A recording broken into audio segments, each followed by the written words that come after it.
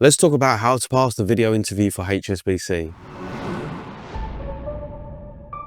What's up guys, it's Mike from Job in English here with another video to help you get hired. Today I'm going to be talking about the Asian banking giant HSBC and how you can pass their first round video interview. Now, if you've never watched a pass the interview video before, here's what you can expect. Some fast facts about HSBC that you can use in your answer as to why you want to work for them. I'm going to talk you through the interview format, most common questions, special cases and other things that you can expect. Guys, if you want regular pass the interview videos for some of the world's biggest and best companies, make sure that you subscribe to the channel, like the video, and drop me a comment down below and let me know what country that you're watching us from. So let's roll out some facts about HSBC. Globally, HSBC employs over 210,000 people. In 2024, they celebrated their 160th company anniversary. HSBC currently serves 41 million customers in 58 countries and had $3 trillion worth of assets at the end of 2024. HSBC generated $64 billion in net new assets in 2024. 47 billion of those came from Asia. HSBC has continued to concentrate on the Asian market, winding up its equity and equity capital markets business in the UK, US and Europe. So what can you expect from your HSBC video interview? Well, it's probably going to be part of a job simulation, which is going to be a mixture of numerical questions, logical questions, potentially some SJT ordering questions, and also some video interview questions. You can expect anywhere from 4 to 7 questions with 2 minutes to answer. The questions don't necessarily all happen at the same time. And one of the edge cases that we found, or this is something that was reported by at least 2 candidates, is that there's the potential to be a 10-minute case study. A few candidates even reported the possibility that you can retake each question once. But we didn't see that enough, so we're not reporting that as an absolute. Either way, you can expect a number of questions which will strongly be motivational and competency based. If you want as much help as possible preparing for your HSBC and other investment banking first round video interviews, then make sure you check out the link to the description below for the Pass the Interview course Investment Banking Edition for 2025. So let's jump into the 7 most common questions that we found for HSBC and how you should think about answering them. Question number 1, tell me about yourself. Now, trying to fit this into 2 minutes, what you're really looking for is to first of all say, hi, my name's Mike. I'm currently studying mathematics at the University of Manchester. Previously, I was studying A-levels So what we're really looking for here is, what are you doing now? What have you done in the past or the last 3 to 5 years? Work experience, extracurricular skills and activities, volunteering, and then finally skills and interests. So we can break this down into 5 or even 6 parts.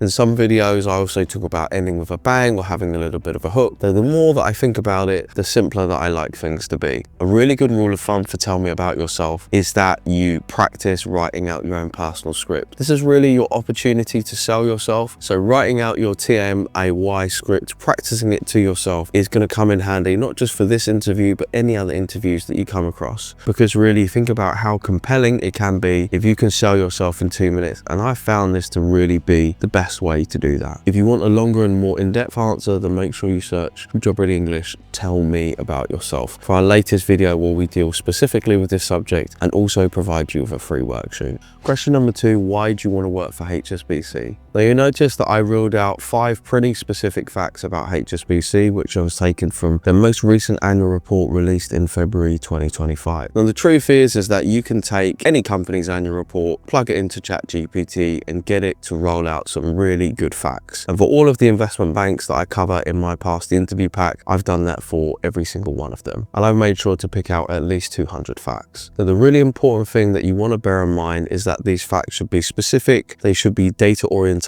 and they shouldn't be the possibility that you can say that for any other bank. That's why I like to go with as many different facts as possible, and also you can pick out a fact that interests you personally. Now for 2 minutes, 5 facts should be more than enough, and you can use one of those facts to build on a little bit more in terms of something that matters to you personally, which could be charitable work, diversity and inclusion, or particular technology or project that HSBC is undertaking. Question number 3, why do you want to do this role? So when you're applying for a job, a really important thing to bear in mind when you're going through the video interview process is the way that it works. And generally what happens is that even though Hirevue and other companies will say that there is a multitude of factors which is going to affect whether you progress through to the next stage, but realistically it's actually quite simple. The words that you say are transcribed into words in an algorithm. An algorithm then matches up a job description to the words that you say.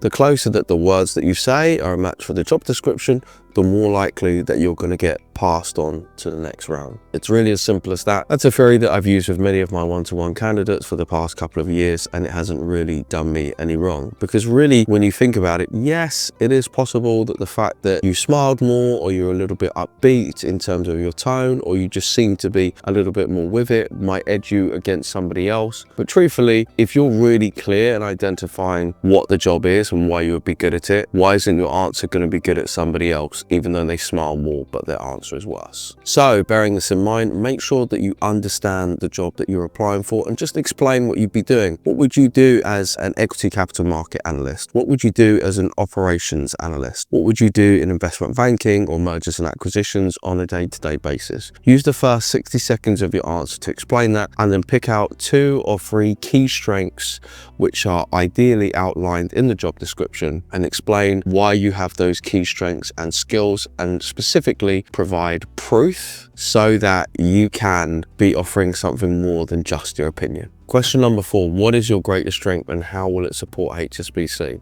Now, it's relevant to point out here that HSBC, much like many other companies, will build its interview process based upon its core values. And for HSBC, there are 4. 1, we value difference. 2, we succeed together. 3, we take responsibility. 4, we get it done. So it's probably be a good idea when you're picking out a greatest strength if you value difference, good at teamwork, you're a good leader, or you've got good work ethic. Just saying, because that kind of seems like a really sensible thing to do. One thing that I encourage people to do is that if you can use the wording, the language that the company is already using and providing for you, it is probably a good shout to think that's also going to be included in the things that they're looking for a candidate in terms of the general ethos, vision and mission of the company itself. So choosing a greatest strength, just choose one, say what it is, and provide an example using a STAR format, which is situation, task, action, result. Situation, where were you? Task, what were you doing?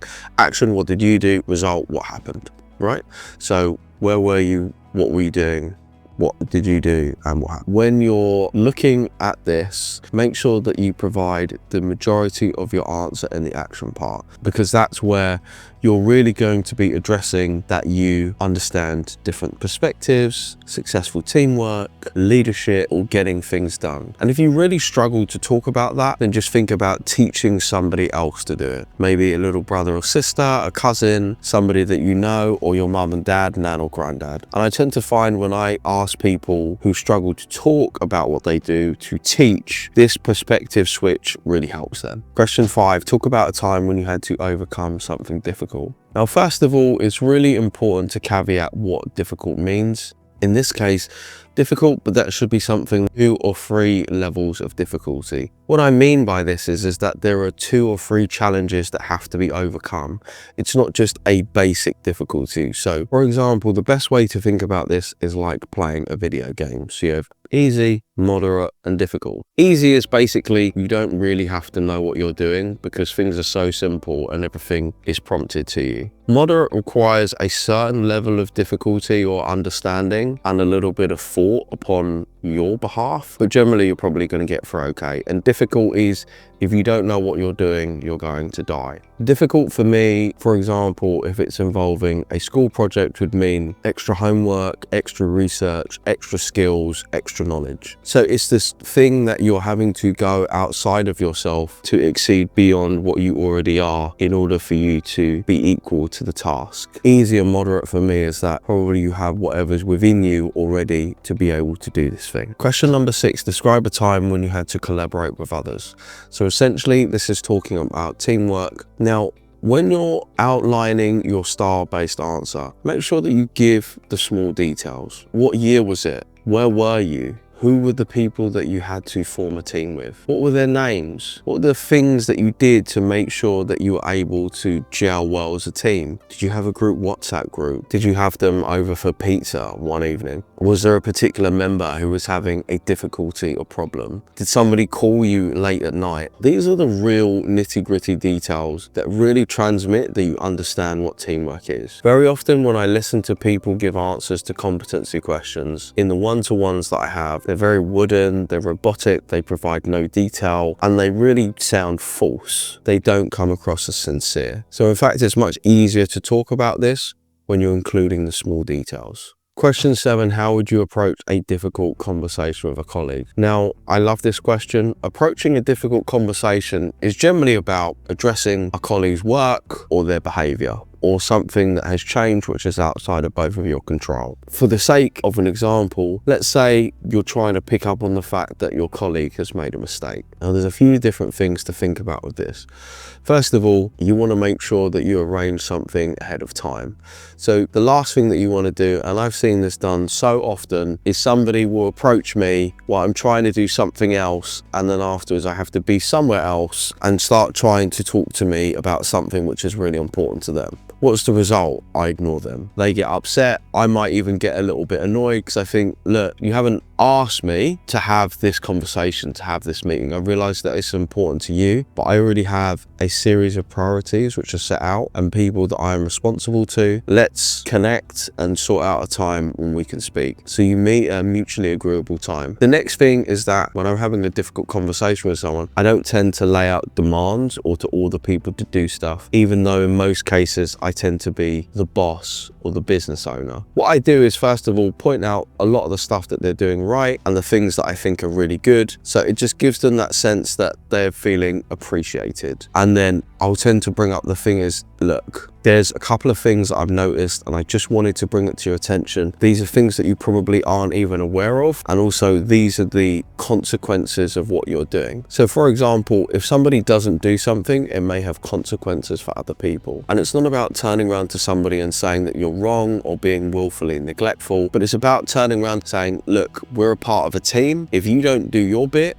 then it means somebody else is going to have to pick up the slack, and that has an ongoing consequence for other people. And lastly, I always try and ask people, is there anything that I can do to help? Is there any way that I can make your life easier, make it better, make it simpler for you to be able to do your job? As I said to you, one of the edge cases was a case study, which was 7 minutes to read and 3 minutes to present, as I have done in one of my other videos. If you click the link down in the description below for the Pass the Interview Investment Banking Edition, then you can access a free case study called Starbeans with the presentation answer as well. Guys, I hope that you've enjoyed this video. I do apologize for my voice. I've got an absolutely beastly cold. I wanted to make sure that I get this video out to you, otherwise we start to run behind schedule. Let me know how your interview goes. If you enjoyed this video, what companies you'd like us to cover next. Thank you and goodbye.